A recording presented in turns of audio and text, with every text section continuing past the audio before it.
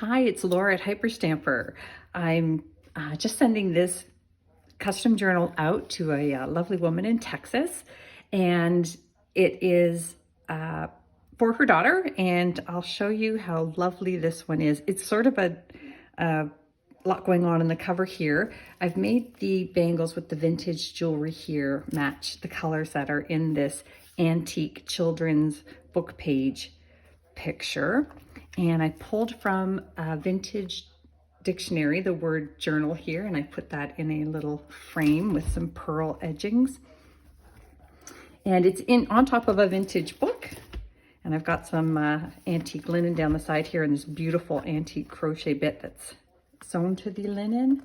Now this little cover here is on a magnet, and it's just a pretty little series of animal story pages. This girl likes animals and dogs. So that's just a fun little hidden interactive piece there. And then on the inside, we have some tons and tons of authentic antique and vintage ephemera, as all my journals are. Just some tea-dyed pages I added that are not. So you'll see lots of wonderful little bits of antique ephemera. There's vintage stamps in here, more dog pages, music. Look at this lovely book cover from Wild Heritage. That was actually a journal I have made in the past, long sold, but I kept the book jacket for just this reason. This came from a 1905 gardening book, and here is a removable pocket. It's a double pocket actually. So we've got a piece in here, which is an animal veterinary book from the 1850s, and one of my Pearl Shop antique receipts from the 50s, and that's a little blingy paper clip there, and a vintage botanicals page. And this, again, that's from the 1905 gardening book there as well. And I've got these wonderful little bits of ephemera here from the 1920s, and those are little receipts, one German, one from America. And it's not from 2032 in the future. That's when it expires, like 120 years later. Another wonderful animal page here, and that's attached to a antique 1937 page here. Lots of clusters. I put in this fun little chance card from a 1930s Monopoly game. Lots of little bits here, and a French piece here from March of 1932. Really cool. And that is pre-World War II. And then a really neat little receipt here from the 50s. And I like it. It's from the Cote brothers in Manchester, New Hampshire. Let's be friends. Little girl eating some bread there. That's just so sweet. And that pocket is made out of a stamp collector's page from the 50s. Another wonderful animal plate here. And I just love the aged back. More children's book pages. This is a typing instruction workbook page from the 40s. A lovely piece of Canadian birch bark here. And I made it into a pocket. And I added this 1909 page from a school book of the Blue Jays and the Sparrows. And I added some antique paper on the back because it was quite brittle. So now you can journal on it. And just some lovely images from a children's book page here of the moon, which I think is awesome. And this wonderful needlepoint pattern, two women together here. Another wonderful animal page. And this is really cool. So this came out of a Canadian history book, but it was a fold out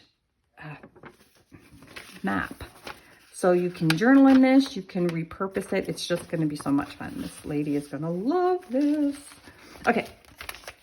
And here is another little animal page here, which I just thought was fun.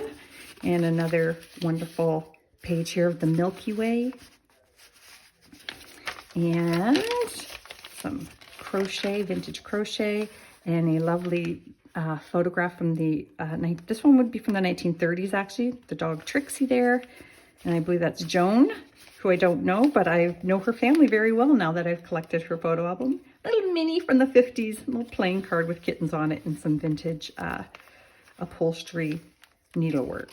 And a beautiful postcard here from the probably about, I'm going to say 1910, maybe earlier. And another little bit here on the weather from a children's book from the 20s. And the Magic Garden down here. So I put in some pressed hydrangea flowers there as well and mounted that onto a seed page, which I thought was kind of appropriate. This is from 1957, the London Illustrated News, and it's pretty cool. And this lovely early 1900s book on Middle Eastern history and fashions and homes. Another planet page here from a science book. Look at 2 shillings each. So that's obviously a British book. Another animal page here, and I turned it into a pocket, and I put in a vintage page, antique book page there with a vintage stamp. Here's a plate from Thornton Burgess's book, which is just adorable. And that Thornton Burgess journal has long been sold to a woman who loves Thornton Burgess. That made me very happy. Another wonderful cardstock children's book page from the 30s. And sewing pattern page and a 1957 cover of the Theatre World magazine. I used quite a few of those. I have a great collection of those. And this is another one of those Nielsen recipes, hand typed with all the chocolate stains on it, which I just love. Another vintage page, journaling page, and another receipt from the 1920s, a bank receipt there. And just another journaling pocket there. Look at how fun that is. Oh, I just love it. Hot fudge sauce. Come on. How fun. These wonderful ads from the 50s. And then this here is another children's book illustration that I turned into a journaling card just by adding antique paper to the back. Gives it strength and functionality. And here's a lovely little page out of a photography magazine from the 40s, and it's got the dogs on it and how to backlight photos. The photography from the 40s and 50s is amazing. I'm really enjoying my photography books. I'll stuff that in later. Tea-dyed pages, and the back is just all blank. It was a special request to add blank pages at the back for extra journaling. So there it is. It's not going on Etsy because it's a special order, but I hope you enjoyed it. If you want to see some that are for sale, go to hyperstamper.etsy.com and don't forget to subscribe so you can see them before they go up. Bye.